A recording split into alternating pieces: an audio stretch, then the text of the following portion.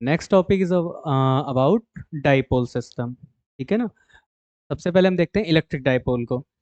यहाँ पे आप देखेंगे जो हमारा रेड कलर में है ये हमारा पॉजिटिव चार्ज है और माइनस में जो है वो निगेटिव चार्ज है। इनके बीच में एक स्मॉल डिस्टेंस का सेपरेशन है। ठीक है ना। इस तरीके का कोई भी जो असेंबलिंग होती है चार्जेस की, यानी कि चार्ज बॉडीज की, अगर इस तरीके से कहीं भी असेंबलिंग है जहां पर एक हमारा कैसा है प्लस का है और दूसरा कैसा है माइनस का, और ये दोनों एक डिस्टेंस से सेपरेट किए हुए हैं, ठीक है ना, इस तरीके की असेंबलिंग को हम कहते हैं डाइपोल। क्योंकि बात चार्जेस की हो रही है, that's why this is called as electric dipole. So in electric dipole, an electric dipole consist of two equal, यानी कि इसमें दो इक्वल एंड अपोजिट चार्जेस, और कैसे होते हैं अपोजिट नेचर के चार्जेस होते हैं, यानी कि एक प्लस है तो दूसरा minus, separated by a small distance. और कैसे होते हैं ये दोनों चार्जेस एक स्मॉल डिस्टेंस से कैसे होते हैं सेपरेट होते हैं। क्लियर। डायरेक्शन क्या होती है, from negative to positive charge along the dipole axis, यानी कि जो हमारा ये जो डाइपोल है इसमें एक होता है डाइपोल मूवमेंट। क्या होता है डाइपोल मूवमेंट। इस डाइपोल मूवमेंट की डायरेक्शन हमेशा निगेटिव टू पॉजिटिव चार्ज होती है and along the dipole axis, यानी कि ये डाइपोल की एक्सिस है, ये हमारी क्या है डाइपोल की एक्सिस है। तो ये डाइपोल मूवमेंट होता है वो हमेशा निगेटिव से पॉजिटिव की तरफ होता है, और डाइपोल मूवमेंट को हम किससे लिखते हैं पी से। तो जो हमारी डाइपोल मूवमेंट होती है वो हमारी negative charges to positive charge होती है। ठीक है ना। डाइपोल मूवमेंट का फॉर्मूला होता है, डाइपोल मूवमेंट होता है P is equals to magnitude of any charge, यानी कि Q multiplied by the separation between two charges, यानी कि separation between both charges. Clear. इस सेपरेशन को हम हमेशा 2a या 2r की फॉर्म में लेते हैं, ताकि जब हम उनकी कैलकुलेशन करें, जब हम कैलकुलेशन करेंगे तो आप समझ जाएंगे कि हम 2a या 2r क्यों लेते हैं। अगर हम ऐसा नहीं करेंगे तो कैलकुलेशन के टाइम हमें डिस्टेंस को जब हाफ करना पड़ेगा और जब उसका स्क्वायर या क्यूब करना पड़ेगा तो हमारी कैलकुलेशन बहुत ज़्यादा टफ हो जाएंगी। तो जो सेपरेशन होता है उसे आर या एल या ए की बजाय हम क्या लेते हैं 2r और 2l और 2a। ठीक है। ओके।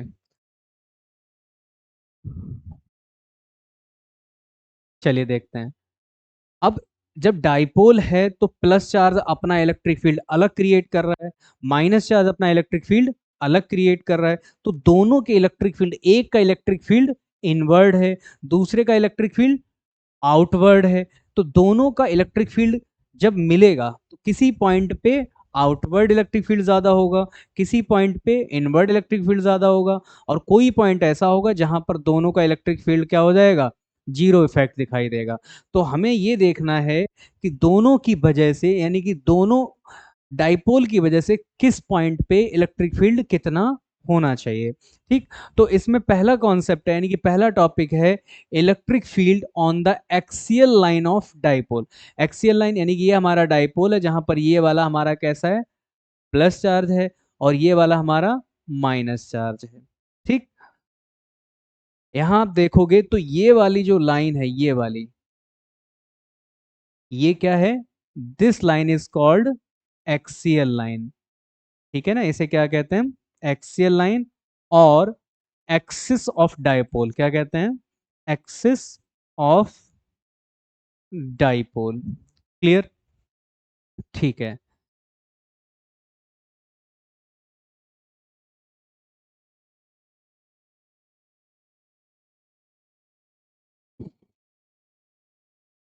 चलो देखो, जो ये हमारा चार्ज था ये प्लस था, ये वाला हमारा चार्ज माइनस था। ठीक। इन दोनों के बीच, यानी कि इन दो पॉइंट चार्ज ऑब्जेक्ट्स के बीच की डिस्टेंस हमने कितनी ली हुई है 2a, यानी कि जो हमारा सेपरेशन है वो हमारा यहाँ पे कितना है 2a।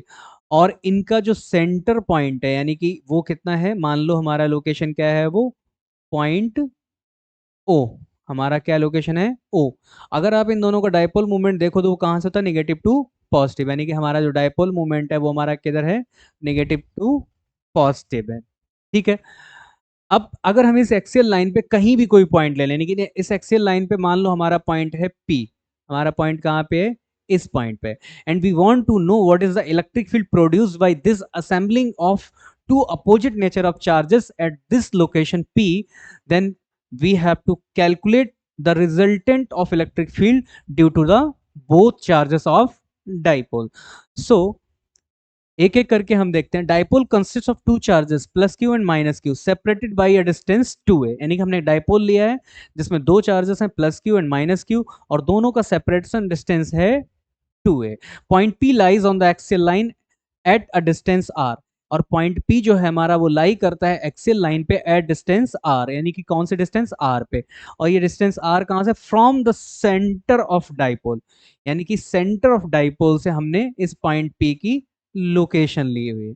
अब हमने ऐसा क्यों किया है, यानी कि हमने सेंटर से ही इसकी लोकेशन की ली, क्यों लिए, क्योंकि अगर हम प्लस चार्ज से ले इसकी लोकेशन आप पी की लेंगे तो ये माइनस क्यू के साथ नाइंसाफी हो जाएगी, और अगर हम माइनस क्यू के हिसाब से इसकी डिस्टेंस लेंगे तो प्लस क्यू के साथ इसकी नाइंसाफी हो जाएगी। तो दोनों को मैनेज करने के लिए हमने क्या किया है, सेंटर पॉइंट को इन दोनों का डिस्टेंस पैरामीटर लिया हुआ है। ठीक है, देखो ये जो निगेटिव चार्ज है, अगर यहाँ पे इस पॉइंट पी पे हमने टेस्ट करने के नहीं, इलेक्ट्रिक फील्ड टेस्ट करने के लिए क्यू नॉट प्लेस किया हुआ है, तो माइनस क्यू की वजह से क्यू नॉट पे, यानी कि टेस्ट पॉजिटिव चार्ज पे जो फोर्स ऑफ इंटरेक्शन लगेगा, that force of interaction will be positive और अट्रैक्टिव। क्यों, क्योंकि ये प्लस का और वो माइनस का, तो उसकी वजह से जो यहाँ पे फोर्स लगेगा वो किधर लगेगा, इस डायरेक्शन में लगेगा, यानी कि ई माइनस क्यू, यानी कि फोर्स ऑफ अट्रैक्शन होगा। इस प्लस चार्ज की वजह से इस पॉइंट पे फोर्स होगा, फोर्स ऑफ इंटरेक्शन होगा, वो कैसा होगा, अट्रैक्ट रिपल्सिव, क्योंकि दोनों सेम नेचर के हैं, तो वो किधर लगेगा, इस डायरेक्शन में, यानी कि अवे फ्रॉम द सेंटर, और वो क्या होगा, टूवर्ड्स द सेंटर। क्लियर, सो ये हमारा हो गया ई पॉजिटिव। चलो आगे देखते हैं। सो हम डेराइव करते हैं the formula for the electric field experienced by any q naught at any axial at the axial line of any dipole. The dipole is separated by distance 2a. सबसे पहला step, distance on charges, distance from charges, तो distance of p from plus q, तो देखोगे यहाँ पे point P की distance plus Q से कितनी है, तो देखो टोटल यहां से लेके, यानी कि इस पॉइंट से लेके इस पॉइंट तक इसकी डिस्टेंस है r, और इस पॉइंट से लेके इस पॉइंट तक इसकी डिस्टेंस है a, यानी कि ये वाली डिस्टेंस है a। अभी आप समझ जाओगे कि हमने 2a क्यों लिया था, और इस पॉइंट से इस पॉइंट की डिस्टेंस भी क्या है, a। तो ये वाली डिस्टेंस, यानी कि आप बताइए ये वाली डिस्टेंस कितनी होगी, तो आप देखोगे ये वाली डिस्टेंस होगी r माइनस ए। अगर मैं बात करूं what is the distance of point P from the negative charge, यानी कि आपको बतानी है ये वाली टोटल डिस्टेंस, तो ये कितनी होगी, यहां से यहां तक r हुई और यहां से a, यानी कि ये वाली डिस्टेंस होगी r plus A. Clear, okay. चलो देखो, तो हमारी distance of P from minus Q is r plus A, distance of P from plus Q is r minus A. Second step, electric field due to each charges, यानी कि हर charge की वजह से electric field कैसे individuality काम करता है, मतलब यानी कि वो इंडिविजुअली काम करता है, उसका दूसरे चार्ज की प्रेजेंस से ऐसा नहीं है कि दूसरा चार्ज है तो उसके बीच में कुछ होने से कुछ प्रॉब्लम्स आ जाएंगी, नहीं, वो इंडिविजुअली अलग अलग काम करता है। तो electric field due to each charge, यानी कि अगर हम बात करें प्लस क्यू पे, जो हमारा प्लस क्यू है उस पर प्लस क्यू की वजह से कितना इलेक्ट्रिक फील्ड क्रिएट होगा एट पॉइंट पी, तो वो क्या हमारा होगा, ई प्लस क्यू की वजह से कितना होगा, 1/4 पाई एप्सिलॉन नॉट, चार्ज हमारा same, divided by R minus A का स्क्वायर। क्लियर, और ये कैसा होगा, देखो वापस जाके, प्लस क्यू की वजह से ये कैसा होगा, आउटवर्ड, यानी कि अवे फ्रॉम पी, कैसा होगा,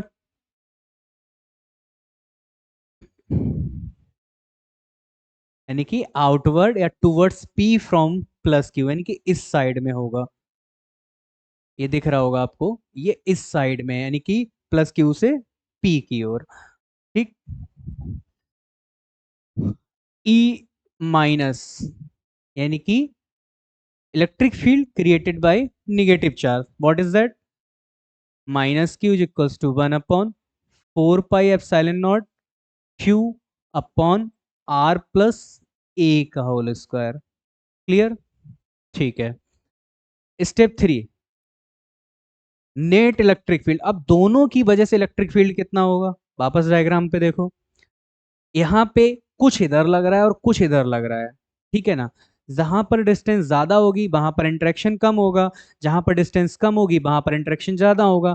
आप यहाँ देख पाओगे कि प्लस क्यू की वजह से प्लस क्यू से पी की डिस्टेंस कम है, सो प्लस क्यू का इंटरेक्शन ज्यादा होगा, और माइनस क्यू से पी की डिस्टेंस ज्यादा है तो माइनस क्यू का इंटरेक्शन कम होगा।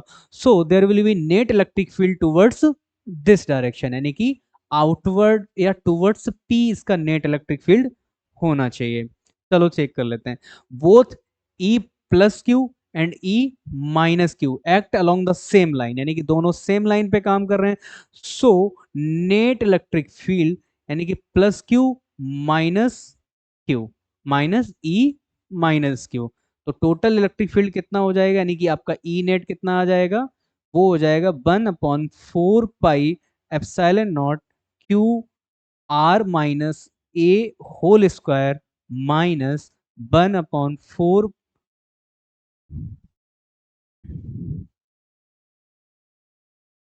1/4 pi epsilon naught Q R plus A का होल स्क्वायर।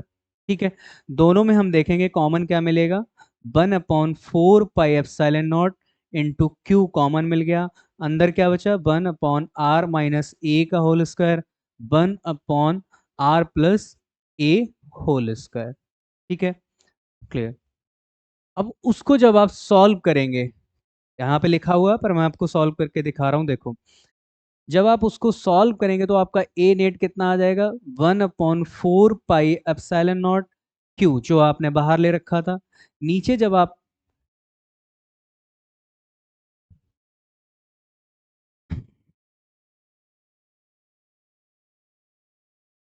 नीचे जब आप इन दोनों का एलसीएम लोगे तो आपको क्या मिलेगा? आर माइनस ए का whole square, are plus A का होल स्क्वायर, इधर हो जाएगा आर प्लस ए का whole square minus R minus A का होल स्क्वायर। ठीक है, जब आप इसे और ज़्यादा सिंपल करोगे तो आपका आ जाएगा 1/4 pi epsilon naught into Q. इसे सिंपल करो, आर प्लस ए का होल स्क्वायर यानी कि ए प्लस बी का होल स्क्वायर क्या होता है? A square plus B square plus 2ab, यानी कि R square plus A square plus 2ar, minus लगाया R square plus A square minus 2ar। ठीक है, नीचे क्या हो जाएगा? देखो, अगर स्क्वायर बाहर ले लें हम, यानी कि R minus A, R plus A, और ये क्या हो जाएगा? स्क्वायर। अब यहाँ क्या है? ए माइनस बी और ए प्लस बी, यानी कि R minus A and R plus A का मल्टीप्लीकेशन है, तो आपको ये वाली आइडेंटिटी पता है, और ये क्या होती है? R square minus A square. Clear? So आपका ई नेट का फॉर्मूला क्या हो गया? E net is equals to 1/4 pi epsilon naught Q R square plus A square plus 2ar minus R square minus A square plus 2ar divided by R square minus A square का whole square. ठीक है, ये वाली situation हमारे पास आ गई है। ठीक, इसे और ज़्यादा थोड़ा सॉल्व करते हैं। आप देखोगे आर स्क्वायर प्लस का आर स्क्वायर माइनस का कट गया, ए स्क्वायर प्लस का ए स्क्वायर माइनस का कट गया, प्लस का 2ar एंड प्लस का 2ar कितना हो गया? प्लस का 4ar। So solution is 1/4 pi epsilon naught Q 4ar divided by R square minus A square का होल स्क्वायर। ठीक, नाउ सिचुएशन क्या है कि लेट सपोज, मान लो आप P आपका, यानी कि जो आपका पॉइंट है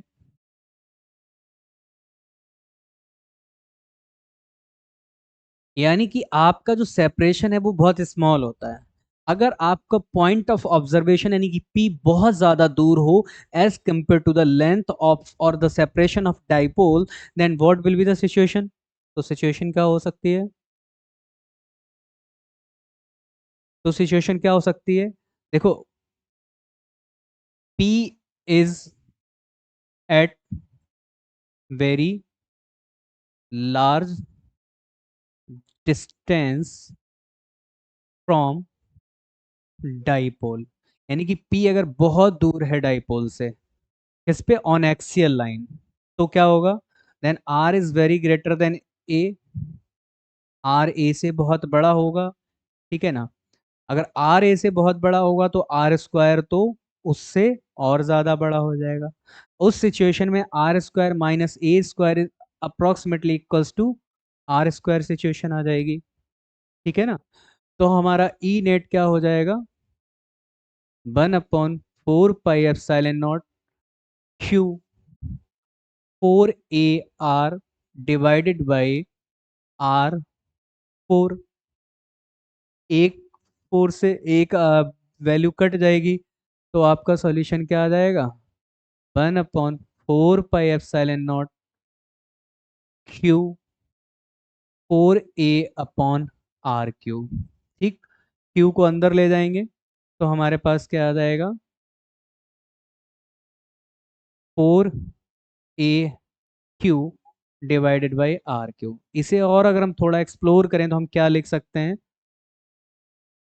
2 × 2AQ divided by R Q. 2AQ क्या होता है हमारा? वापस अगर आप देखेंगे तो आपने पढ़ा था एक डाइपोल मोमेंट के बारे में। डाइपोल मोमेंट यानी कि पी जो हमारा था वो था मैग्नीट्यूड ऑफ एनी चार्ज, यानी कि चार्ज डाइपोल के जो जो चार्जेस हैं उनमें से एक का magnitude into separation of dipole और लेंथ ऑफ डाइपोल, यानी कि जो हमारा डाइपोल मूवमेंट होता है, dipole movement is equals to the product of magnitude of any charge of dipole and the separation और the length of dipole, and that is equals to P is equals to Q into 2A। So basically this is the dipole moment. तो हमारा equation क्या हो गया? E net is equals to 1/4 pi epsilon naught 2P/R Q. Got it? ठीक है, एक बार देख लो, उसके बाद आगे बढ़ते हैं।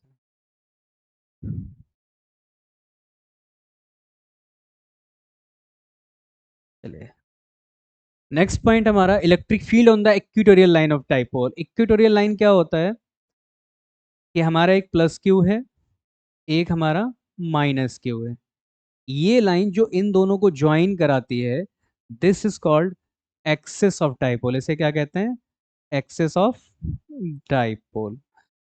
अगर इन दोनों का सेंटर ये है तो सेंटर से एक परपेंडिकुलर जो डाला जाता है इसे कहते हैं इक्वेटोरियल लाइन। क्या कहते हैं? Equatorial line of dipole. ठीक, तो अभी हमने फर्स्ट स्टेप में हमने देखा था we have to find the electric field at this line anywhere at any distance, but the point should be at axis of dipole. Now we have to calculate the electric field due to this assembling of charges or this dipole on any length or at any distance on this equatorial line of dipole। यानी कि इस line पे कहीं भी कितनी भी दूरी पे अगर हम इलेक्ट्रिक फील्ड कैलकुलेट करना हो due to both charges, then what will be the magnitude of that charge at this equatorial line, we have to calculate that thing. तो उसके लिए सबसे पहले समझते हैं कि let point P lies on the equatorial line of dipole at distance R. यानी कि अगर हमारा ये एक डाइपोल है, ये निगेटिव क्यू है और ये हमारा प्लस क्यू है, और इस डाइपोल की लेंथ हमारी 2a है, जहां पर ये हमारा पॉइंट सी है, ठीक है ना? ये वाली डिस्टेंस हमारी कितनी है? a। ठीक, यानी कि ये a डिस्टेंस है हमारी, ये कितनी डिस्टेंस है हमारी? ए। ठीक है, इस पॉइंट पे हमने एक पॉइंट इस इक्वेटोरियल लाइन पे, यानी कि इस इक्वेटोरियल लाइन पे हमने एक पॉइंट लिया है P। Now we have to calculate what is the total electric field effect और what is the magnitude of total electric field strength और intensity at this point P। यानी कि हमें इस पॉइंट P पे इलेक्ट्रिक फील्ड की calculation करनी है, ठीक है ना। और इस पॉइंट की डिस्टेंस क्या है, R। कहाँ से, सेंटर ऑफ द डाइपोल, ठीक है। किससे बात हो रही है, सेंटर ऑफ द डाइपोल, ठीक। इसे थोड़ा सॉरी,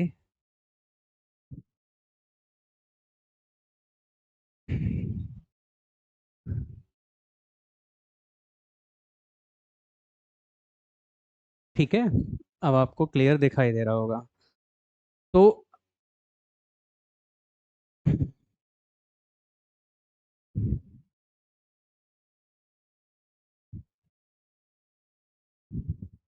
चलो देखते हैं। ये हमारा है माइनस क्यू चार्ज, ठीक है, और ये हमारा है प्लस क्यू चार्ज। ये हमारा पॉइंट ए है, ये पॉइंट हमारा बी है, और ये हमारा सेंटर पॉइंट है। इस डाइपोल की जो टोटल लेंथ है वो हमारी 2a है, क्लियर। और इस डाइपोल के सेंटर से प्लस क्यू की डिस्टेंस हमारी कितनी है, a, और साथ ही साथ ए कितनी है, माइनस चार्ज से भी है, ठीक है ना। एक हमने पॉइंट लिया है point P. Now we have to calculate what is the electric field intensity or the what is the strength of electric field intensity at this point which lies on the equatorial line of dipole, that is point P। और इस point P की distance कहां से, centre of dipole से कितनी है, R है, ठीक है। चलो एक एक करके देखते हैं, ठीक है। सबसे पहले what is the electric field strength at P due to Q, ठीक है। चलो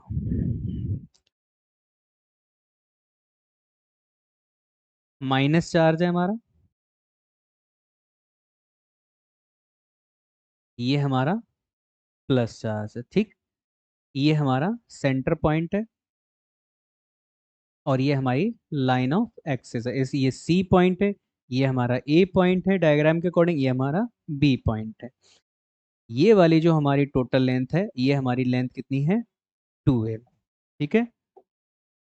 तो उस हिसाब से ये वाली लेंथ हमारी, यानी कि the distance of mine negative charge from centre is a and the distance of positive charge from center is also a, clear। now this is the point P where we have to find the net electric field due to this assembling, okay, ठीक है। चलो what is the distance of point P from negative charge,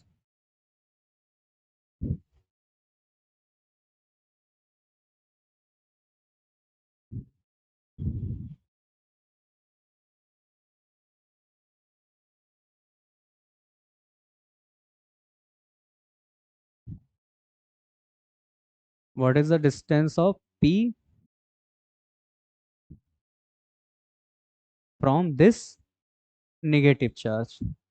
तो क्या होगी, अगर ये हमारी R है, ये हमारा A है, एंड ये इक्वेटोरियल लाइन के लिए यानी कि ये परपेंडिकुलर लाइन डाली गई है, तो ये एक राइट एंगल की फॉर्म बन रही है, यानी कि PAC एक ट्राइंगल, एक राइट एंगल ट्राइंगल है। उस सिचुएशन में ये वाली डिस्टेंस हमारी क्या हो जाएगी, ये हाइपोटेनस है, so perpendicular square plus base square है, यानी कि R square plus A square का अंडर रूट, ये हमारी क्या होगी, दिस ये वाली length. And what is the distance of point P from, what is the distance of point P from this charge. तो क्या हो जाएगी, similarly R square plus A square under root, ठीक है ना। दोनों डिस्टेंस हो गई। नाउ देखो ये निगेटिव चार्ज है, अगर यहाँ पे आपका पॉइंट पी पे क्या रखा हुआ है, क्यू नॉट, यानी टेस्ट पॉजिटिव चार्ज। अगर ये निगेटिव चार्ज है तो ये इस चार्ज को अपनी तरफ क्या करेगा,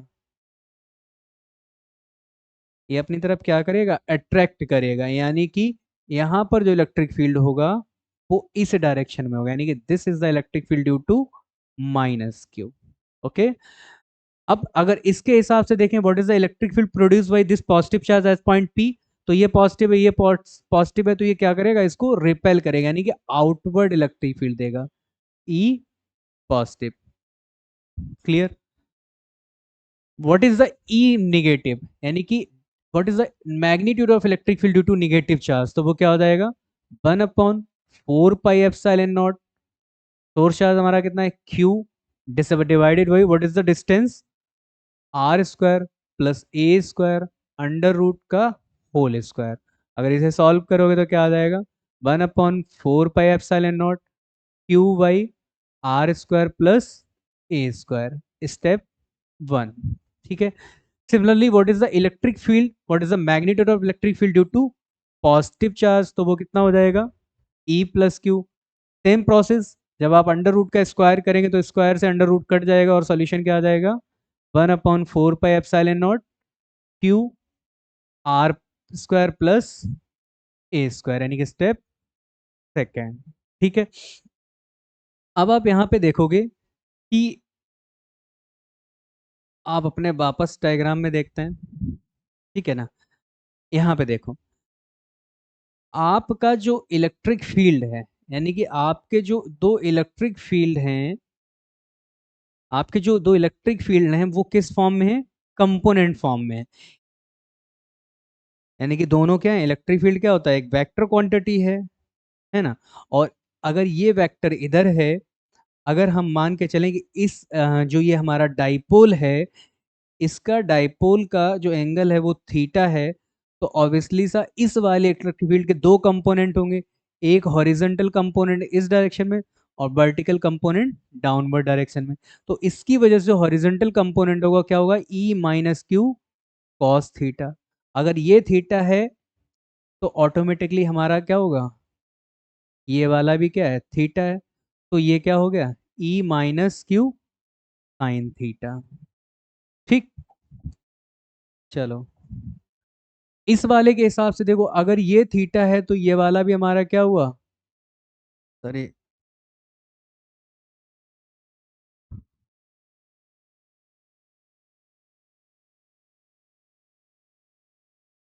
हाँ, ये वाला हमारा क्या हुआ, वर्टिकल कंपोनेंट हो गया।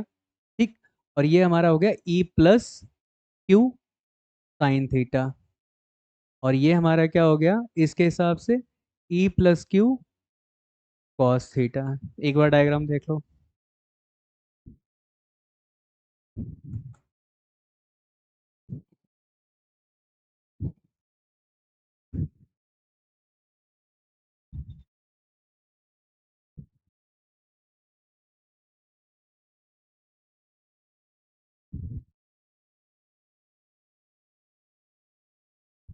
ठीक है, अगर ये थीटा है, ये इक्वेटोरियल लाइन है, तो ये भी अपना थीटा ही रहा होगा, तो ये भी क्या है, थीटा ही है, तो उस हिसाब से ये भी क्या हो गया, हॉरिजॉन्टल कंपोनेंट हो गया, और ये वाला वर्टिकल कंपोनेंट हो गया। यहाँ पे आप देख रहे होगे कि जो आपका E प्लस क्यू है और E माइनस क्यू है, दोनों की value from equation first and equation second, magnitude of E plus Q is equals to magnitude of minus E Q.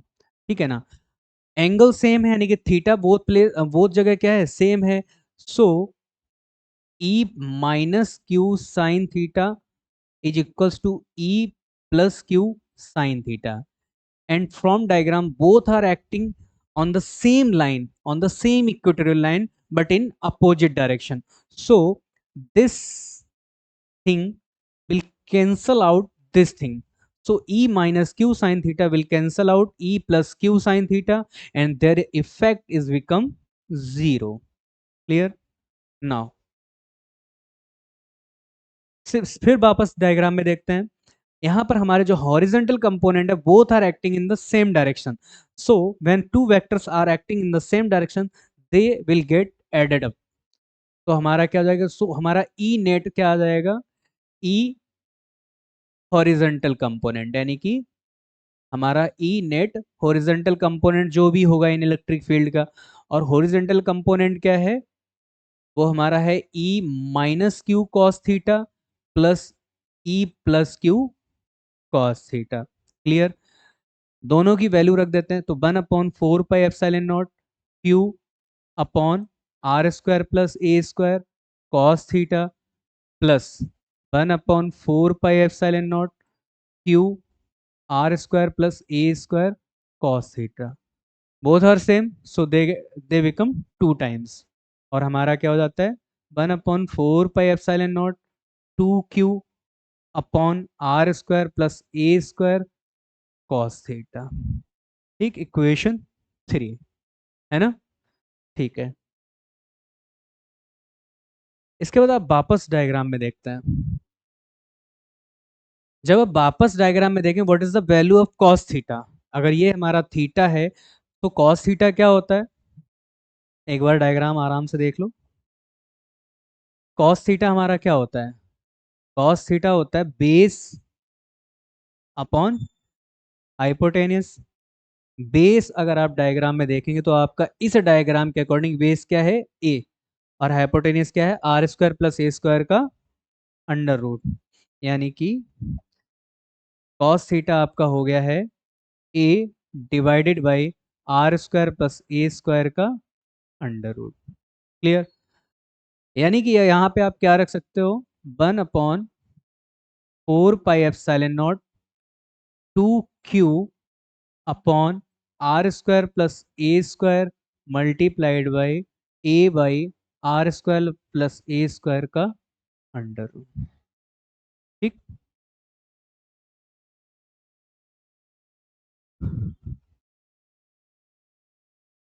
Clear?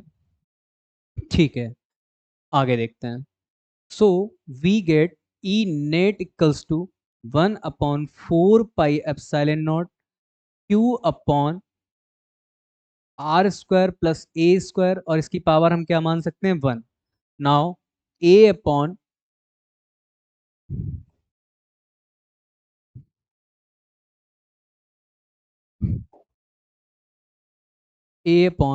Are square plus A square.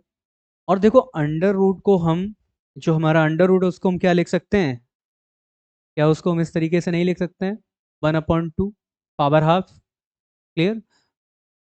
Combine कर दो both, तो 1/4 pi epsilon naught, ये हो गया Q into ए। यहाँ पर देखो जब भी कभी होता है, आपने सीखा ही होगा कि ए की power A multiplied by A की पावर बी तो हो जाता है ए की पावर ए प्लस बी। ठीक, क्लियर? ये ठीक है। तो अभी ये क्या हो जाएगा? R square plus A square, और 1+हाफ कितना हो जाएगा? 3/2। ठीक, फिर वही same situation. If point P lies at a very large distance from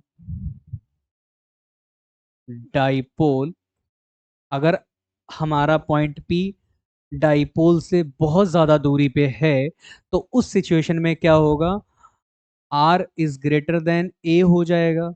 अगर आर ए से बड़ा है तो आर स्क्वायर तो ऑब्वियसली सा ए स्क्वायर से बड़ा होगा। उस सिचुएशन में R square plus A square is approximately equals to R square हो जाएगा। ठीक है ना? ओके,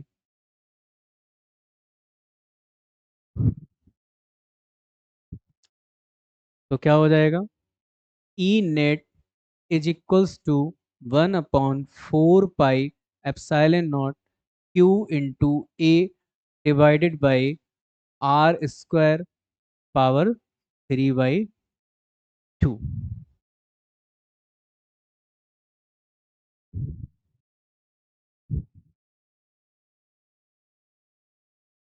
ओके, यहाँ पे देखो 2 है जो हम आगे जाके कहीं लिखना भूल गए हैं। ओके, ये 2 है आपका। ठीक, ठीक है, तो ये 2 हो गया। 2 से 2 कट गया, पावर फैक्टर में ये चीज़ होती है। तो E net is equals to 1/4 pi epsilon naught. ये क्या लिखा हुआ है? वही same linear momentum, sorry, dipole moment, तो P upon R Q.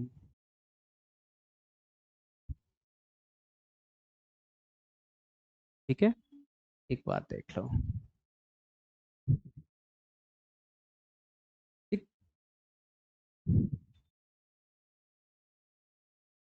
So you get the value of you get the value of strength of electric field due to a dipole at any axial point and also at any equatorial point. Okay, from the both formulas आपने क्या देखा, अगर axial बात है, अगर axis की बात हो रही है, तो आपका जो इलेक्ट्रिक फील्ड था ई नेट वो कितना था, 2p/r क्यू। ठीक। जब बात इक्विटोरियल पॉइंट की थी, तो आपका ई नेट कितना था, 1/4 pi epsilon not P/r Q. दोनों सिचुएशन में आप एक चीज देखेंगे, और वो चीज क्या है, electric field is directly proportional to 1/r Q and electric field is directly proportional to P, यानी कि डाइपोल मोमेंट। ठीक है, तो आपका डाइपोल के केस में जो इलेक्ट्रिक फील्ड की स्ट्रेंथ होती है, वो द इलेक्ट्रिक फील्ड इंटेंसिटी की जो स्ट्रेंथ होती है, वो डाइपोल मोमेंट के तो डायरेक्टली प्रोपोर्शनल होती है। साथ ही साथ वो डिस्टेंस के 1/r क्यू प्रोपोर्शनल होती है। ठीक है ना। और दोनों डायग्राम से, यानी कि दोनों फॉर्मूले से आप क्या देखेंगे, E axis is equal to 2 times of E equatorial, यानी कि the electric field in strength at axial point is 2 times of equatorial point, अगर दोनों के डिस्टेंस सेम है। Direction along the equatorial line opposite to the dipole moment, electric field की strength जो होती है वो आपने निकाल ली, and the direction of electric field at equatorial point और at axial point is always opposite to the dipole moment, यानी कि डाइपोल मोमेंट की डायरेक्शन की हमेशा कैसी होती है, अपोजिट होती है। Now we are moving on the torque on a dipole in uniform electric field. whenever we place any dipole in any uniform electric external electric field, the dipole will experience a torque। तो सबसे पहले हम बात करते हैं torque की, कि torque क्या होता है। Torque is a type of force, torque एक टाइप का क्या है, फोर्स, विच जनरेट्स और विच क्रिएट्स रोटेशन, जो क्या जनरेट करता है, रोटेशन जनरेट करता है। तो नॉर्मल टर्म्स में फोर्स का मतलब, हम अगर हम रेक्टिलिनियर और ट्रांसलेटरी मोशन की बात करते हैं, तो वहां पर फोर्स क्या क्रिएट करता है, डिस्प्लेसमेंट क्रिएट करता है ना, लीनियर डिस्प्लेसमेंट की बात करते हैं। पर जब हम टॉर्क की बात करते हैं, तो टॉर्क हमारा जो है वो ना रोटेशन कराता है, क्या कराता है, रोटेशन कराता है। और रोटेशन में ये रोटेशनल डिस्प्लेसमेंट यानी कि एंगुलर डिस्प्लेसमेंट की बात करता है। ठीक है ना। तो सबसे पहले देखते हैं कि हमारे पास एक डाइपोल है, डाइपोल में देखो एक हमारा प्लस चार्ज है और एक हमारा माइनस चार्ज है। ये जो हमारी लाइंस हैं, यानी कि ये वाली लाइंस, ये हमारी एक इलेक्ट्रिक फील्ड लाइंस हैं। कैसे, कौन है ये, इलेक्ट्रिक फील्ड लाइंस हैं। ठीक है। और इन लाइंस का जो एरो है वो दिखा रहा है कि इलेक्ट्रिक फील्ड जो है हमारा, वो इस डायरेक्शन में हो रहा है। किधर हो रहा है, इस डायरेक्शन में। ये जो ई है हमारा, ये एक्सटर्नली क्रिएटेड है, एक्सटर्नल इलेक्ट्रिक फील्ड है। क्या है, एक्सटर्नल इलेक्ट्रिक फील्ड, यानी कि इस डाइपोल के इलेक्ट्रिक फील्ड की बात नहीं हो रही है। This dipole is placed in an external electric field, यानी कि कोई बाहरी फैक्टर है जो इलेक्ट्रिक फील्ड क्रिएट कर रहा है, और उस वो जो इलेक्ट्रिक फील्ड क्रिएट कर रहा है दैट इज यूनिफॉर्म। आप यहां पर देखोगे जो इलेक्ट्रिक फील्ड लाइंस है, दे आर इक्वली स्पेस्ड है। क्या है ये, इक्वली स्पेस्ड एंड पैरेलल, और साथ ही साथ क्या है, ये पैरेलल है। तो they showing the external electric field is uniform. अब इस यूनिफॉर्म इलेक्ट्रिक फील्ड में हमने एक डाइपोल डाला हुआ है। डाइपोल क्या है, negative charge and positive charge का असेंबलिंग है। ठीक है। इस डाइपोल की जो डाइपोल सेपरेशन यानी डाइपोल लेंथ है वो कितनी है हमारी, 2a। चूंकि डाइपोल का 2a भी फिक्स है और साथ ही साथ चार्ज का मैग्नीट्यूड भी फिक्स है, so it's dipole moment is also fixed, the dipole moment is not going to change during the whole process because we are not going to change the magnitude of any charge or magnitude of any pole of the dipole, and we are not going to change the separation of this dipole. Clear? ठीक है, देख लेते हैं. Charges plus Q and minus Q separated by distance 2a form dipole. तो ये क्या बना दिया? Dipole. Place in uniform electric field E at angle theta with the field. और इसे कहाँ रखा गया? Place in uniform electric field E at angle theta, यानी कि इसको एक एंगल में रखा गया है और वो एंगल क्या है? थीटा. अब कहीं भी ले लें, हर जगह ये क्या ही बनाएगा? थीटा ही बनाएगा. यानी कि इसकी प्लेसमेंट, यानी कि ये इस तरीके से डाला गया है इलेक्ट्रिक फील्ड में, और ये इसका जो प्रोजेक्शन है, यानी कि जो इसका ओरिएंटेशन है, वो किस एंगल के साथ है? थीटा के साथ है. ठीक है ना? Torque. Torque is rotational force. ये क्या होता है? एक टाइप का रोटेशनल फोर्स होता है. क्या होता है? Rotational force. ठीक. Torque on dipole. तो टॉर्क कब लगता है? whenever there is application of coupling, whenever there is application of couple force or coupling, there is always torque. ठीक है, वहां पर हमेशा क्या होता है? टॉर्क होता है. ठीक. Force exerted on charge plus Q by electric field ई, यानी कि इस प्लस क्यू पे फोर्स कितना लगेगा? मान लिया फोर्स कितना लगेगा हमारा? एफ प्लस लगेगा. कितना लगेगा? F positive. अब देखो, ये इलेक्ट्रिक फील्ड है. इलेक्ट्रिक फील्ड हमेशा निगेटिव साइड से आ रहा होगा और पॉजिटिव साइड को जा रहा होगा, क्योंकि इलेक्ट्रिक फील्ड की डायरेक्शन क्या होती है? Positive to negative. किधर होती है? Positive to negative. यानी कि इधर कहीं पॉजिटिव प्लेट रही होगी और हमारी इधर कहीं निगेटिव सिस्टम रहा होगा. तो पॉजिटिव टू निगेटिव होता है. अब हमारा चार्ज पहला कैसा है? Plus Q. So where what is the direction of attraction of this positive charge? तो ये हमेशा किधर अट्रैक्ट होगा? निगेटिव चार्ज की तरफ. So this positive charge will feel force of attraction towards this side and this become F is equals to QE, यानी कि इस पे चार्ज Q है और यहाँ पे इलेक्ट्रिक फील्ड E है. so what is the force experienced by this positive charge? that is equals to QE.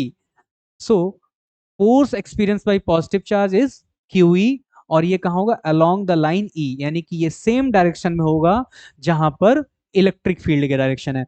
now what is the force experienced by negative charge? तो negative charge will attract towards the positive side, और positive side हमारी क्या है? इस side में जहां से electric field आ रहा है. So this negative charge will experience the force of attraction towards this side, यानी कि ये हमेशा किधर फोर्स एक्सपीरियंस करेगा? इस साइड करेगा.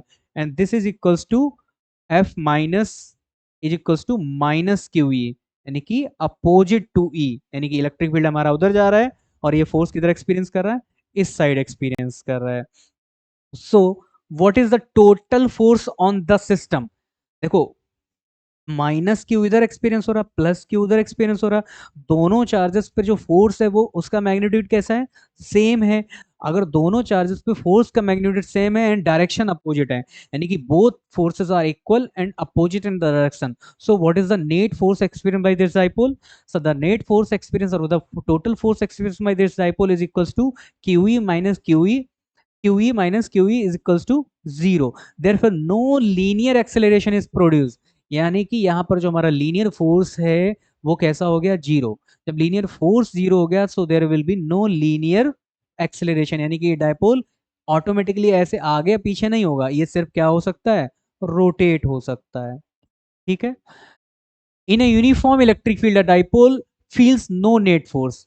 सबसे पहले यहाँ पर no net force, but the charges experience opposite forces at different point. But देखोगे आपके चार्ज जो है ना, वो अपोजिट फोर्सेस, अपोजिट यानी कि डिफरेंट पॉइंट पर अपोजिट फोर्सेस एक्सपीरियंस कर रहे हैं, और ऐसे फोर्सेस को हम कहते हैं कपलिंग फोर्स. और जहां कपलिंग फोर्स होता है, creates a torque that tries to rotate the dipole. और कपलिंग क्या करती है? रोटेशन का काम करती है. क्या काम करती है? रोटेशन का काम करती है. so such type of forces, such type of coupling forces will create a torque that tries to rotate the dipole. and what is the value of torque? तो टॉर्क हमारा जो टॉर्क होता है, torque is denoted by tau. किससे denote करते हैं? Tau. So what is the value of tau? यानी कि टॉर्क, द आई टॉर्क की वैल्यू क्या होती है? Tau is equal to either force, यानी कि मैग्नीट्यूड टॉर्क क्या होता है हमारा, magnitude of either force of coupling force, यानी कि जो भी कपलिंग फोर्स लग रहा है, यानी कि दो इक्वल एंड अपोजिट डायरेक्शन में फोर्स अप्लाई हो रहे हैं, उनमें से किसी भी फोर्स का magnitude and perpendicular multiplied by perpendicular distance between both forces. साथ ही साथ किसका मल्टीप्लीकेशन होता है, perpendicular distance between both forces. वापस डायग्राम देखते हैं। देखो ये वाली डिस्टेंस है फोर्स की, यानी कि सेपरेशन की। अब अगर आप ध्यान से देखोगे तो ये जो लेंथ है, फोर्स एक अगर देखो तो ये इधर एक्ट कर रहा है और ये वाला इधर, तो इन दोनों के बीच की परपेंडिकुलर डिस्टेंस कौन सी है, ये वाली है। कौन सी है इनके बीच की परपेंडिकुलर डिस्टेंस, ये वाली है। If this angle is theta, this is the length 2a, then what is the value of this thing, this thing become perpendicular, where we know the angular orientation and the value of hypotenuse. So what is the value of perpendicular, the value of perpendicular become 2a sin theta. Okay, so tau is equals to QE. This is the magnitude of either charge. This is the magnitude of either force of coupling force. And this is the perpendicular distance between both forces acting in opposite direction at different point. One is acting on the plus charge and second is acting on the negative charge. The force acting on the positive charge is along the direction of electric field. The force acting on the negative charge is opposite to the electric field, and both formed or both makes a couple or force of couple, and that the perpendicular distance between both forces is 2a sine theta, and magnitude of either of force between either of force is QE. So after multiplication, this become QA Q Q Q2a E sin theta. अब Q2a क्या होता है, वही अभी पढ़ा हमने, dipole movement. So this become P, this become E sin theta, and formula become tau is equals to PE sin theta. Dipole movement भी हमारा वेक्टर है, यानी कि हमारा डाइपोल मूवमेंट भी वेक्टर है और इलेक्ट्रिक फील्ड भी क्या होता है, वेक्टर होता है. जब दो वेक्टर्स के मल्टीप्लिकेशन के साथ साइन थीटा यानी कि साइन थीटा टर्म होता है, तो वो मल्टीप्लिकेशन किस टाइम का होता है, क्रॉस प्रोडक्ट होता है. क्या होता है, क्रॉस प्रोडक्ट होता है. So tau is equals to P sine theta becomes tau is equals to P cross E.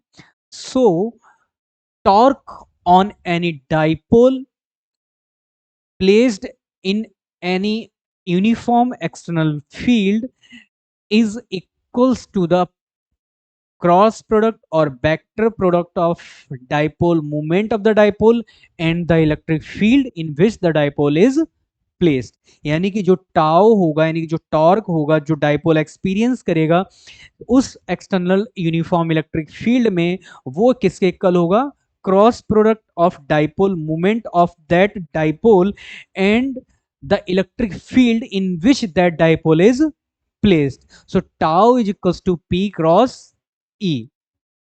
ठीक है ना. चलो एक ये क्वेश्चन है. An electric dipole when held at 30 degree, यानी कि जब एक इलेक्ट्रिक डाइपोल को 30 डिग्री पे रखा जाता है, respect to an uniform electric field of 10 to the power 4. ये थोड़ा वाई मिस्टेक प्रिंट हुआ है. ये आपका क्या है,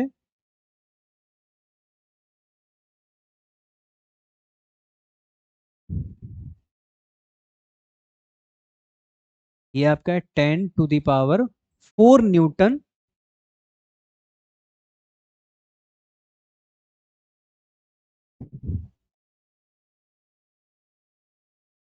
4 newton per coulomb.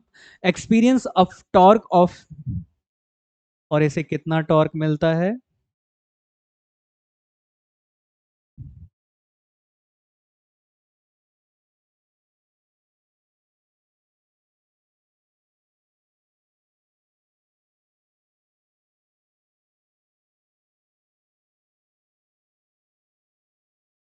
experience a torque of 9 into 10 to the power minus 26 Newton meter. Calculate dipole moment of the dipole. यानी कि आपको क्या निकालना है, डाइपोल मोमेंट निकालना है। आपको इलेक्ट्रिक फील्ड पता है, टॉर्क पता है, चलिए कर देते हैं। आपको क्या दिया, टॉर्क इज इक्वल्स टू 9 × 10⁻⁻26, और साथ ही साथ आपको इलेक्ट्रिक फील्ड दिया हुआ है 10⁴। आपको निकालना है पी। थीटा आपको दिया हुआ है 30 डिग्री। तो what is this, torque is equals to P E sine theta. तो पी आपका हो गया है tau upon E sine theta. ये आपका है 9 × 10⁻⁻26। ई आपका है 10⁴। साइन 30 की वैल्यू आप लोग जानते हो। आप वैल्यू प्लेस करोगे, कैलकुलेशन करोगे, और आपको रिजल्ट मिल जाएगा। ठीक है। नाउ अब हमारा जो हमने अभी प्रीवियस क्लासेस में यानी कि प्रीवियस टाइम में जो भी हमने देखा था कि हमारे पास एक प्लस चार्ज था, एक निगेटिव चार्ज था, और वहां पर हमने बहुत सारे एरोज बनाए थे, और मैंने आपसे कहा था कि इन एरो पर हम बाद में डिस्कशन करेंगे। These are hypothetical lines which denotes the direction of electric field और the electric field due to that particular charge और चार्ज सिस्टम। तो उन हाइपोथेटिकल लाइंस को, उन इमेजिनरी लाइंस को हम क्या कहते हैं, electric field lines. Electric field lines का कॉन्सेप्ट लाने का सिंपल सा एक ही मतलब था कि हम अपने इलेक्ट्रिक फील्ड को जो एक्चुअल में प्रेजेंट नहीं है, वहां पर जो दिखाई नहीं देता है, उसको हम बस क्या करना चाहते हैं, समझने के लिए विजुलाइज करना चाहते हैं। ठीक है ना।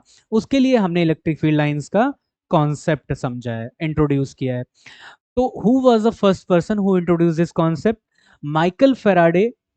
सबसे पहला व्यक्ति कौन था जिसने इलेक्ट्रिक फील्ड लाइंस का कॉन्सेप्ट इंट्रोड्यूस किया था, that person was Michael Faraday. वो कौन थे जिन्होंने इलेक्ट्रिक फील्ड लाइंस के कॉन्सेप्ट को इंट्रोड्यूस किया, ताकि हमें और आपको क्या समझाया जा सके, इलेक्ट्रिक फील्ड का ओरिएंटेशन यानी कि इलेक्ट्रिक फील्ड की अलाइनमेंट समझाई जा सके। So Michael Faraday introduce electric field lines to visualise electric field, यानी कि इलेक्ट्रिक फील्ड को विजुलाइज कराने के लिए माइकल फेराडे ने ये वाला कॉन्सेप्ट इंट्रोड्यूस किया।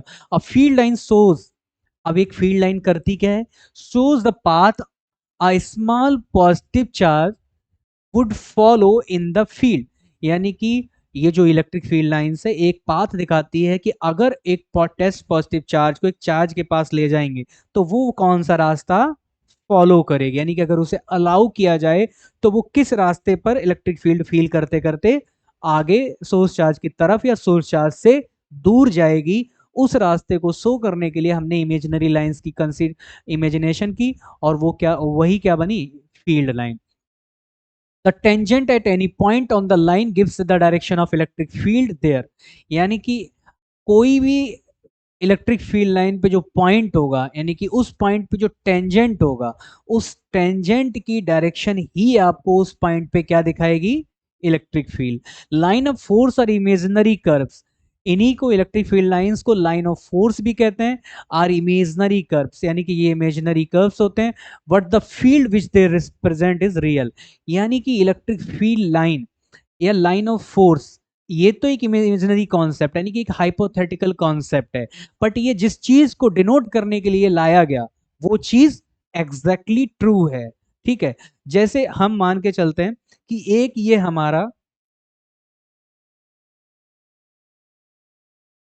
ये हमारी एक क्या है, इलेक्ट्रिक फील्ड लाइन है। आप अगर देखोगे तो हमारे पास एक इलेक्ट्रिक फील्ड लाइन है, ये दिखाई दे रही होगी, ठीक है ना। अब ये एक इलेक्ट्रिक फील्ड लाइन से, मान लो एक पॉइंट है हमारा पी, और इस पॉइंट पे हमें इलेक्ट्रिक फील्ड की डायरेक्शन पता करनी है। तो क्या होता है, इस पॉइंट पे हमें डालना है क्या, टेंजेंट। क्या डालना है, टेंजेंट। तो जो टेंजेंट की डायरेक्शन होगी वही इलेक्ट्रिक फील्ड की लाइन की डायरेक्शन होगी, और टेंजेंट हमारा किधर जा रहा है, इधर। तो यहाँ पर यानी कि इस पॉइंट पी पे जो इलेक्ट्रिक फील्ड की डायरेक्शन होगी वो किधर होगी, इस साइड होगी। अगर हम मान लो कोई पॉइंट हमारे पास है आर, हम इस पॉइंट आर पे इलेक्ट्रिक फील्ड देखना चाहते हैं, तो हमें इस आर पे क्या डालना पड़ेगा, टेंजेंट। और उस वक्त हमें जो इलेक्ट्रिक फील्ड की डायरेक्शन मिलेगी वो क्या हमारी हो जाएगी, इस डायरेक्शन में जा जाएगी। So this is the curve जो क्या डिनोट कर रहा है, एन इलेक्ट्रिक फील्ड लाइन। और हर पॉइंट पे जो टेंजेंट है, tangent showing the direction of electric field at that particular point. Okay. So there are some images that images are denoting showing the direction of electric field due to a particular charge और a charge system. जैसे हम यहाँ देखेंगे एक plus charge होता है, उसका जो इलेक्ट्रिक फील्ड लाइंस होती हैं वो हमेशा डाइवर्जिंग यानी कि आउटवर्ड होती हैं और वो बाहर की ओर निकल रही हैं। यहाँ निगेटिव चार्ज, यहाँ आप देखेंगे यहाँ पे जो इलेक्ट्रिक फील्ड लाइंस हैं वो इन्वर्जिंग कन्वर इनवर्ड डायरेक्शन में है और ये एक सिंक की तरह काम कर रहा है, यानी कि for positive charge, for electric field lines, positive charge plays as a role of source, and for negative charge, for electric field lines, a negative charge plays the role of sink. ठीक है। अगर हम एक dipole की बात करें तो आप यहाँ देखोगे कि प्लस चार्ज से सारी की सारी इलेक्ट्रिक फील्ड लाइंस निकल रही हैं और वो कहाँ जाके सिंक कर रही हैं, निगेटिव चार्ज पे। अगर हम सेम चार्जेस सिस्टम की बात करें यानी कि प्लस चार्ज की, तो आप देखोगे दोनों से निकल रही हैं पर इनके बीच में एक स्पेस ऑफ एक गैप क्रिएट हो रहा है। ठीक है ना, वो क्यों है, रिपल्शन की वजह से। अगर हम देखें कि निगेटिव प्लेट और एक पॉजिटिव चार्ज की वजह से, तो आप देखोगे सारी की सारी लाइंस एक निगेटिव प्लेट पे जाके कन्वर्ज कर रही हैं और कहाँ से निकल रही हैं, पॉजिटिव प्लेट से निकल रही हैं, पॉजिटिव सोर्स से निकल रही हैं। सेम, अगर दो प्लेट्स हैं, एक नेगेटिव प्लेट है और एक हमारी पॉजिटिव प्लेट है, तो यहाँ देखोगे आप कि सारी की सारी electric field lines positive plate से निकल के किधर जा रही हैं, नेगेटिव प्लेट पे। And the lines are equally spaced and parallel, they are not crossing each other. आप सारे डायग्राम में एक चीज देखेंगे कि the two lines are not crossing each other at anywhere at any point. कहीं भी दो लाइनें इलेक्ट्रिक फील्ड लाइंस क्रॉस नहीं कर रही हैं। सो ये तो इलेक्ट्रिक फील्ड लाइंस का कॉन्सेप्ट था। अब हम बात करते हैं इलेक्ट्रिक फील्ड लाइंस की प्रॉपर्टीज के बारे में, ठीक है ना। डायग्राम देख के समझेंगे। पहला, smooth continuous curves without break. आप देखोगे कि सारे के सारे कहीं भी जो लाइंस हैं, आप कोई भी लाइन देखो इलेक्ट्रिक फील्ड लाइन, कोई भी लाइन में कहीं भी ब्रेकरेज नहीं है, मतलब देर इज नो गैप। जैसे ये लाइन यहाँ से निकली यहाँ तक ये सीधी है, ऐसा नहीं है कि यहाँ से निकली थोड़ा ब्रेक हुआ फिर आगे की ओर जा रही है। सो कॉन्टिन्यूअस है, कॉन्टिन्यूअस कर्व है विदाउट ब्रेक्स, यानी कि electric field lines are smooth. Smooth का मतलब continuous curves without break. Starts on positive charge, आप देखोगे पूरी प्लेट में कि जो इलेक्ट्रिक फील्ड लाइंस है वो कहाँ से स्टार्ट होती हैं, चार्ज प्लस से स्टार्ट होती हैं और कहाँ पे एंड होती हैं, चार्ज माइनस पे या फिर इन्फिनिटी पे। अगर निगेटिव चार्ज नहीं है तो इन्फिनिटी की ओर जा रही हैं, और अगर निगेटिव चार्ज है पास में तो सारी की सारी कहाँ कन्वर्ज हो रही हैं, निगेटिव प्लेट पे।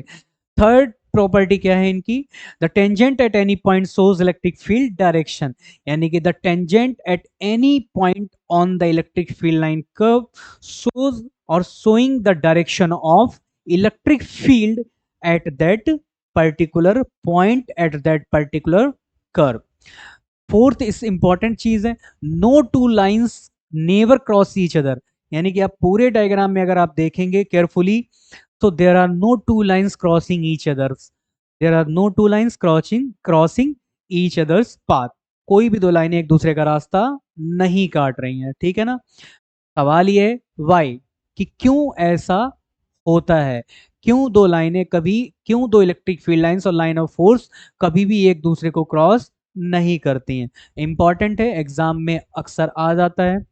तो इसका रीजन है इफ दे इंटरसेक्ट, यदि वो इंटरसेक्ट करेंगी then there will be two tangents at the same point at the point of intersection and hence two directions, यानी कि if they intersect there will be two tangent at the point of intersection, hence two directions of the electric field at the same point which is not possible.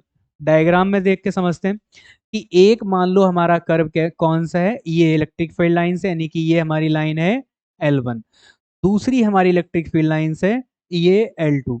दोनों मान लो एक point P पे क्या कर रही हैं, इंटरसेक्ट कर रही हैं, यानी कि एक दूसरे को क्रॉस कर रही हैं। अगर ऐसा है तो इस वाली लाइन के लिए, चलो इसे थोड़ा दोबारा समझ लेते हैं, एक ही कलर से बना दिया है मैंने।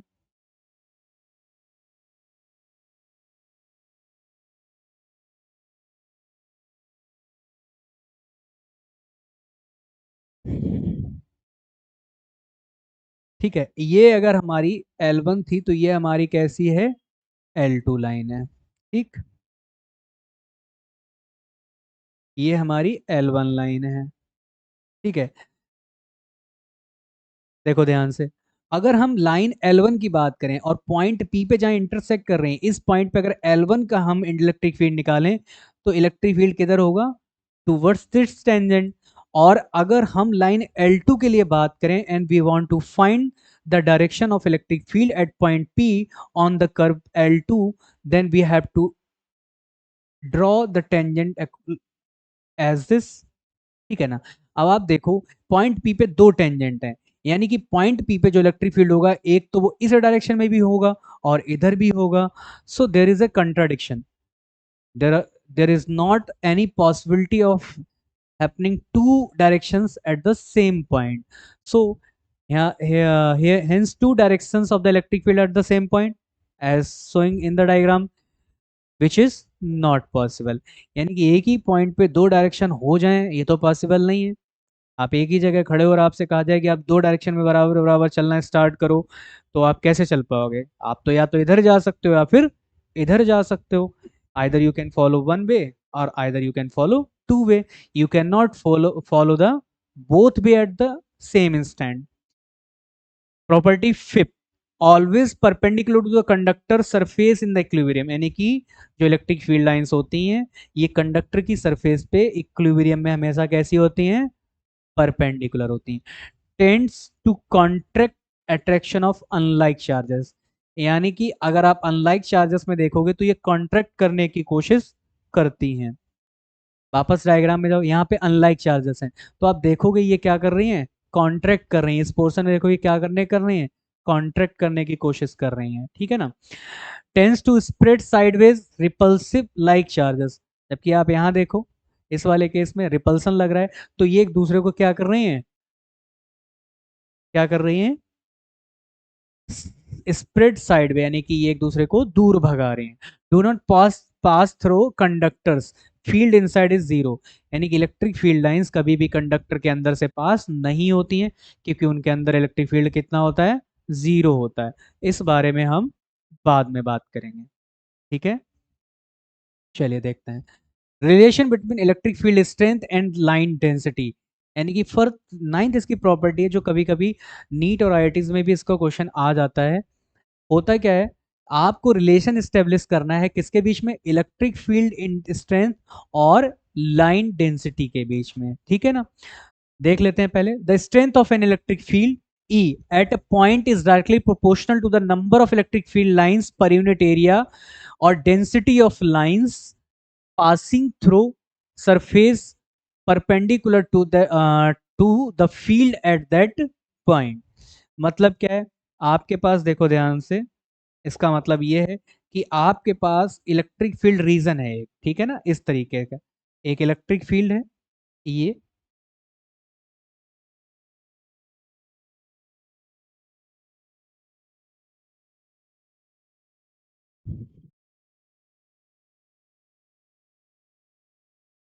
ठीक है, एक इलेक्ट्रिक फील्ड है, आपने बराबर अमाउंट के यानी कि बराबर एरियाज लिए हुए हैं। आपने एक एरिया लिया है P और दूसरा एरिया लिया है Q। एरिया P बराबर किसके है, एरिया Q के। पर आप देखोगे कि यहां पर एरिया P से कितनी लाइंस पास हो रही हैं, पहला 1 2 3 4 लाइंस, और एरिया Q से आप देखोगे 1 2, ठीक है ना, और ये थर्ड के ऊपर से निकल रही है। ठीक। तो ये वाला जो कॉन्सेप्ट है, यानी कि ये जो रिलेशनशिप है जो आपको एस्टेब्लिश करना है, ये क्या कहता है, electric field is directly proportional to the density of lines of the force E. ठीक। यानी कि जितनी लाइंस होंगी इलेक्ट्रिक फील्ड उतना ही ज्यादा स्ट्रांग होगा, यानी कि E is directly proportional to N, और जहां पर एन आप क्या क्या है, number of line per unit area. ठीक है। अब आप देखोगे जहां पे लाइंस ज्यादा हैं, मोर लाइंस स्ट्रांग फील्ड, जहां इलेक्ट्रिक फील्ड लाइंस ज्यादा है मतलब वहां पर इलेक्ट्रिक फील्ड कैसा है, बहुत ज्यादा स्ट्रांग है। प्योर लाइंस और less lines weaker field. Parallel lines मतलब यूनिफॉर्म इलेक्ट्रिक फील्ड, अगर लाइंस ज्यादा है तो फील्ड स्ट्रांग है, अगर लाइंस कम है तो फील्ड वीक है, और अगर lines equally spaced and parallel हैं तो फील्ड कैसा है, यूनिफॉर्म है। क्लियर। ठीक है। तो अगर मैं कहूं कि what is the electric field here, तो ईपी, और यहाँ पर इलेक्ट्रिक फील्ड कितना है, ई क्यू। यहाँ पर नंबर ऑफ लाइंस पास हो रही हैं वो है 4, और यहाँ पर नंबर ऑफ लाइंस जो पास हो रही है वो है 3। तो what is the ratio of E P and E Q? ठीक, तो देख लेते हैं। ई पी ये क्या होगा, डायरेक्टली प्रोपोर्शनल टू 4 होगा, और E Q directly proportional to 3 होगा। अगर दोनों को कैलकुलेट करेंगे तो हमारा E P upon E Q जो आ जाएगा वो आ जाएगा कितना, 4/3। यानी कि आप, अगर आपके पास दो रीजन है और दोनों जगह आपके पास नंबर डेंसिटी दी हुई है, तो आपका क्या हो जाएगा, E1 upon E2 is equals to N1 upon N2।